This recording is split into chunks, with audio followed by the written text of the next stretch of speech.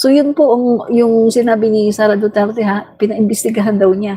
At si Saldico, yung nangontrata, SunWest Corporation ni Saldico. So, kung titingnan natin mga kaibigan, sa panahon pala ni Rodrigo Duterte, sa panahon po ng past administration, nandyan na si Saldico. Nakakapasok na siya. Napepenetrate na niya ang PSDBM. Yung PSDBM, yan ang isa sa departamento ng Department of Budget. Yan po ay nasa Malacanang. Malacanang po yan, Department of Budget. Yung PSDBM, yan yung departamento ng Department of Budget kung saan sila yung nag-handle ng mga procurement tungkol po sa pagbili, tungkol sa mga bidding, sila po ang namamahala dyan. Sila yung bumibili. Sila yung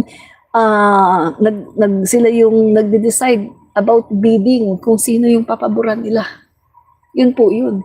So, meaning to say, sa panahon pala ni Duterte, nagagawa na ito ni Saldico. Napapasok na pala niya ang PSDBM. Malacanang po yan. So, meaning to say, mga kaibigan, ang tanong natin dito, alam kaya ni Speaker Martin Romualdez na sa panahon ni Duterte, nagagawa na to. Itong mga ganitong korupsyon, nagagawa na ito ni Saldico. Alam kaya ni Speaker Martin Romualdez? Bakit? Kasi sa tingin ko, kung sakaling alam to ni Speaker Martin Romualdez, parang napaka-imposible naman na kunin pa rin niya si Saldico. Kahit alam niya na ganun kakorap si Saldico. So, nagkakaroon ako ngayon ng duda na maaring hindi alam ni Speaker Martin Romualdez yung ginagawa ni Saldico noon pa, sa panahon pa ni Duterte, na pinapasok na niya yung Malacanang, yung PSDBM. Napapasok na niya at nakakakuha na siya ng mga kontrata sa kanyang SunWest Corporation. So meaning to say, mga kaibigan, matagal na palang ginagawa ito ni Saldico. So, hindi mo pwedeng sabihin na, uy, si Martin Romualdez ang naglagay niyan. Oh, involved din siya kasi siya ang naglagay niyan. How about yung nakaraang administrasyon? Oh, inuun pa pala, pinapasok na ni Saldico ang PSDBM. Noon pa pala, nakakapangontrata na siya. At yun nga, isa nga doon yung overpriced laptop. Kaya ang naisip ko dito, mga kaibigan, maaring nagkaroon lang ng continuation na dahil si Saldico ay malakas sa past administration, baka isip ni Speaker Martin Romualdez na ay, itong si Saldico okay to, siya na lang nakukunin ko sa appropriations kasi mukhang malakas siya. Mukhang gamay na niya yung trabaho pagdating sa appropriations. Marahil yan, mga kaibigan, kaya siya ang kinuha ni Speaker Martin Romualdez. Sa tingin ko marahil hindi alam ni Speaker Martin Romualdez na ganun yung ginagawa ni Saldico. Kasi during that time, si Speaker Martin Romualdez, hindi pa naman siya speaker Hindi pa siya speaker. During the time of Duterte. Ang speaker sa panahon ni Duterte, tatlo yan Si Alvarez, yung pinatalsik ni Sara. Pagkatapos si Peter Alan Cayetano, pagkatapos yung pinakahuli niyang speaker, si Lord Alan Velasco. Tatlo ang speaker ni Rodrigo Duterte sa kanyang panahon. Oh. Yun guys. So meaning to say, continuation, kinontinue lang ni Saldico yung ginawa niya noon na pagpasok niya sa mga kontrata dahil malakas siya at dahil marahil meron na siyang contact sa DBM or sa PSDBM mismo, may contact na siya, may mga tao doon si Duterte. Remember guys, Christopher Lau, tao ni Bongo at ni Duterte, from Davao City, dinala niya sa Malacanang, inilagay sa PSDBM kung saan doon yung departamento na nagpo-procure, sila yung namamahala sa pagbibid. Doon yun. At malakas doon si Saldico. Kaya kung ating i-scrutinize, nagpo-fall pa rin tayo sa Duterte. Duterte pa rin, mga kaibigan. Every roads lead to Duterte administration. Hindi kay Romualdez. Kasi si Romualdez, 2023, 2024. Yan lang naman ang kay Romualdez eh. 2023, 2024, 2022, hindi sa kanya yon, may budget na yon. Duterte administration yun. 2023 lang siya, tsaka 2024. Pagdating ng 2025, wala din siya sa BICAM. Ni wala ang pangalan niya, ni wala ang kanyang pirma. At sinabi niya mismo, wala siya sa BICAM. At maraming mga nag-testify ng mga kongresista, wala nga talaga siya sa BICAM. Make sense? Kaya mga kaibigan, hindi talaga siya makasuhan, no? Ang kailangan talaga ni Ombudsman Boyeng Rimulya, mag-provide kayo ng mga ebidensya. Kung gusto niyong makulong si dating Speaker Martin Romualdez, mag-provide kayo ng mga ebidensya. Huwag yung sasabihin niyo, oy, ito mastermind, ikulong niyo. Pagkatapos, asan ebidensya mo? Wala. Nga. Alam niyo mga DDS, itong sabihin ko sa inyo, puntahan niyo si Sara Duterte. Kasi si Sara Duterte noon pa ay ang dami na niyang sinasabi about former Speaker Martin Romualdez. Noon pa si Sara Duterte, ang dami na niyang sinasabi na ito daw nagnanakaw, ito daw ganito, ganyan. Punta kayo kay Sara Duterte, baka marami siyang ebidensya. Para maipakulong niyo si Martin Romualdez. Ako, masaya pa ako. Sa totoo lang, masaya ako kung makulong ang mga magnanakaw. Kung talagang magnanakaw. Diba? Pero kung hindi naman ginawa, kung wala naman talaga, unfair yun. Unfair na makulong ang isang tao na hindi naman niya talaga ginawa. Diba? So, ang natatanong ko lang sa isipan ko, ano ba ang dahilan bakit hindi alam ni Speaker Martin Romualdez ang mga ginagawa ni Saldico? Yun lang yung natatanong ko sa isipan ko eh. Ano ba ang dahilan? Bakit hindi niya alam kung ano ang mga ginagawa ni Saldico?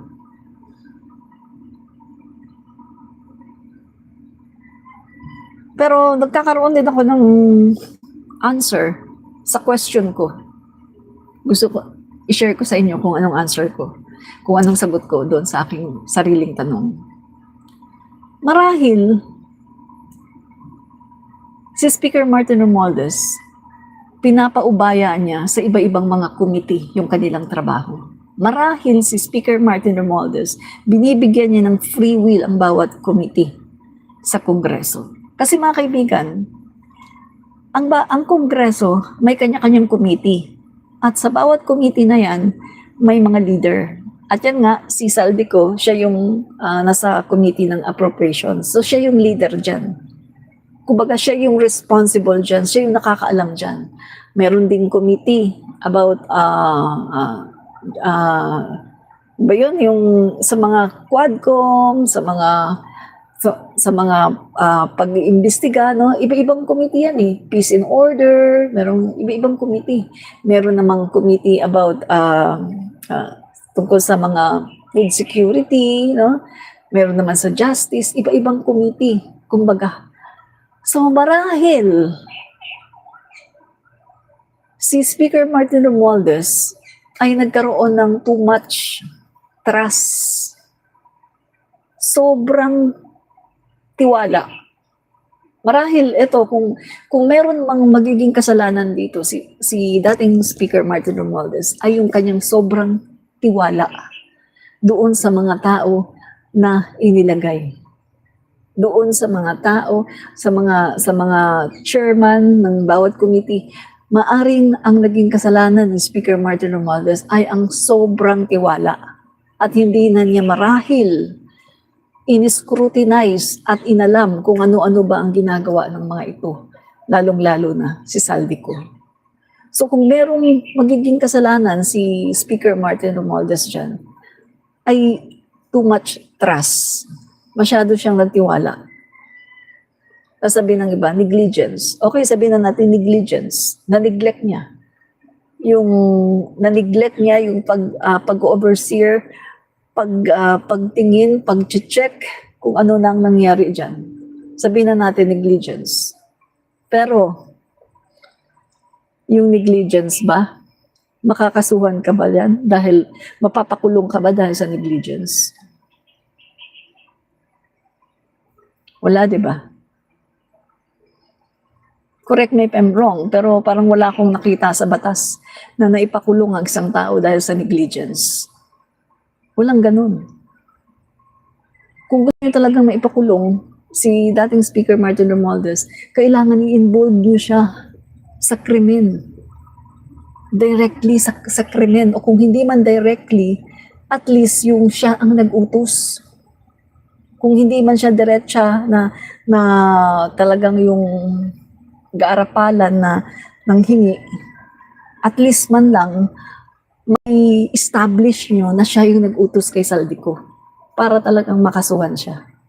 Hanggat wala kayong naipapakitang ganyan na ebidensya, hindi talaga siya makakasuhan at hindi siya makukulong. Yun ang katotohanan. Kasi wala pong nakukulong dahil sa negligence. Sa pagkakaalam ko sa batas natin, walang nakukulong dahil lang sa negligence, dahil lang sa napabayaan niya, hindi niya na-check si Saldico, hindi niya nalaman kung ano mga ginagawa ni Saldico. Wala pong nakukulong sa negligence sa pagkakaalam ko. Kailangan i-involve niyo siya sa kaso na talagang siya ang nag-utos na mangulimbat si Saldico.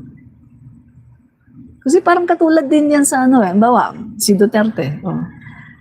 Yung mga tao ngayon ni Duterte, katulad ni Christopher Lau, yung sinabi ko sa PSDBM, nakakulong ngayon, nakakulong. Sino ang nagdala kay Christopher Lau? Si Duterte at si Bongo. Galing sa Davao yan, Davao City. Dinala ni Bongo at ni Duterte sa Malacanang at nilagay siya sa procurement, PSDBM. Procurement Department ng Department of Budget or PSDBM. So meaning to say, nakakulong na ngayon si Christopher Lau, napatunayan na may kasalanan. So meaning to say, si Duterte, dapat pala si Duterte ipakulong na rin. Kasi siya yung nagdala kay Christopher Lau. Oh. Pero bakit si Duterte hindi dinawit? Kasi nga, kung sasabihin mo lang, ay, baka negligence lang. Baka hindi lang niya na-check na ganyan na pala ang ginagawa ni Christopher Lau, na ito, nangungulimbat na pala sa Parmali. Oo. Wala namang makukulong dahil lang sa negligence. O, diba? Kaya kailangan pa rin ipakita yung involvement talaga ni Duterte. At sa pagkakaalam ko, mga kaibigan, may mga lumalabas na rin na yung involvement ni Duterte, patungkol dito sa Parmali. Pero hindi yan naging successful. Kasi nga, during that time, Duterte administration yun yung Blue Ribbon Committee hearing about Parmali, Duterte administration yan. Kaya hindi yan nag-prosper. Kasi, paano yan magpa-prosper? Si Duterte mismo, di ba, nag-warning sa mga senador. At naglabas siya ng memorandum na bawal imbitahin ang kanyang mga cabinet members sa Blue Ribbon Committee.